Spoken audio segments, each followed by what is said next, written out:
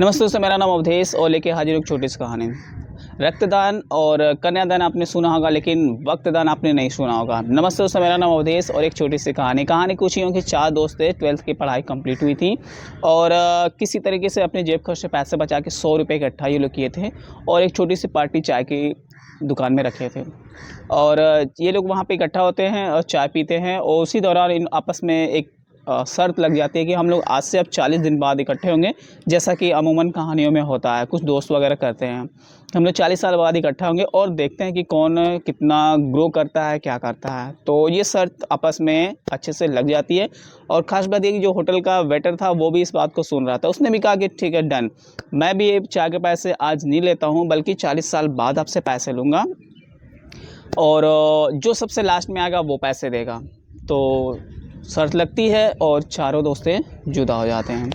और इस 40 साल के दौरान बहुत ही खूबसूरत घटनाएं घटती हैं। सबसे पहले ये होता है कि होटल का जो वेटर था भोला, वो उस होटल का मालिक बन जाता है। शहर बदल जाता है और वहाँ की परिस्थितियाँ बदल जाती हैं, बिल्डिंगें आ जाती हैं ढेर सारी और फ्लाईओवर्स वगैरह बन जाते हैं।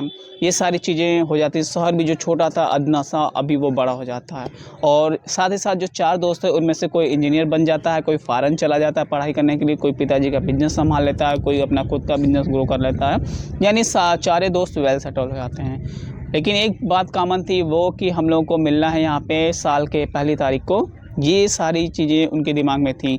और जैसे ही 40 साल कंप्लीट होते हैं, उस होटल में चारों दोस्त इकट्ठा होना शुरू करते हैं। सबसे पहला दोस्त आता है चमचमाती कार में और इंजीनियर वो बना रहता है, आके बैठता है। और जैसे ही वो आके बैठता है, होटल का जो वेटर था, अब जो मालिक बन चुका होता है, वो उसको पहचान जाता है। बोलता है, आए सर, नमस्ते नमस्ते, बैठिए बैठिए। बाकी लोग भी आ रहे हैं, बातचीत हुई है। पहला दोस्त आता है, बैठता है। फिर दूसरा दोस्त आता है जो अपना सोने चांदी का व्यवसाय आता है पारिवारिक, वो उसको संभालता रहता है, वो भी आके बैठता है। आपस में अच्छे से सेकंड वगैरह होता है, खूब अपना बात स्टार्ट रहता है। तीसरा दोस्त आता है, वो भी अपना मिल चलाता है पिताजी का, वो भी आता है। तीनों दोस्त अच्छे से बैठते हैं और बाकी चीज़ें आपस में डिस्कशन होने लगती, कौन कैसे किया, किधर से किया, वो सारी चीज़ें बात होने लगती है।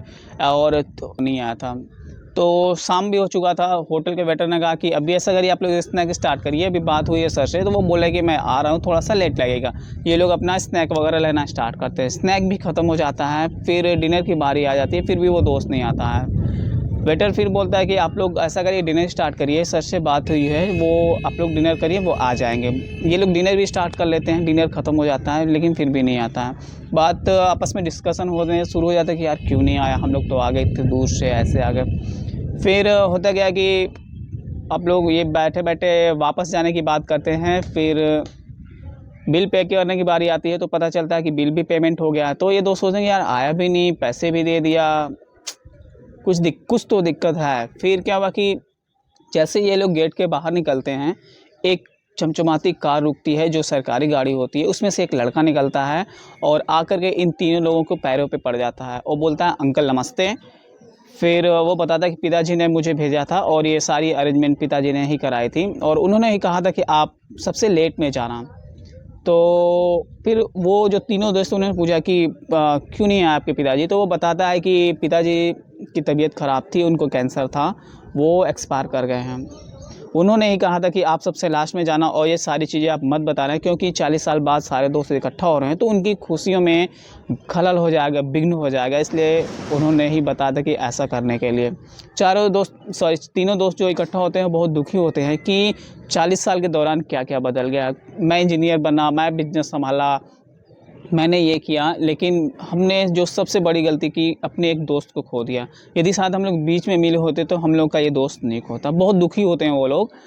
और साथ ही साथ जो लड़का आया था वो बताया कि जो मेरे पिताजी हैं वो अध्यापक बन गए थे और मुझे उन्होंने पढ़ा लिखा के इस शहर का कलेक्टर बना दिया था। वो इस बात को लेकर थोड़ी सी खुशी भी थे, लेकिन मेनली वो दुखी इसीलिए थे कि मेरा एक दोस्त हो गया। अब ये लोग क्या करते हैं कि आपस में डिसाइड करते हैं कि हम लोग अब 40 साल बाद नहीं, बल्कि अब हर 40 दिन पे मिलेंगे। दोस्तों, ये छोटी सी कहानी यहीं पे ख़त्म होती है, लेकिन सीख हम लोग को ये देके जाती है कि हम लोग क्या करते हैं कि अपनों से इतना कट जाते हैं, इतना दूर हो जाते हैं कि कब किसके साथ कौन सी घटना घट जाती है पता नहीं चलता। इंसान पानी का बुलबुला है, आज है कल नहीं रहेगा। इवन हम लोग पार्टी में भी जाते हैं, शादी में, तो उसी दिन मिलते हैं, बाकी समय उनसे मिल नहीं पाते हैं। तो निश्चित तौर पे रक्तदान, कन्यादान के अलावा वक्तदान भी बहुत ज़रूरी है। तो जो अपने हैं, अपनों के साथ आप समय बिताइए, क्योंकि ये जो बुलबुला है ना, कभी भी टूट सकता है। Thank you.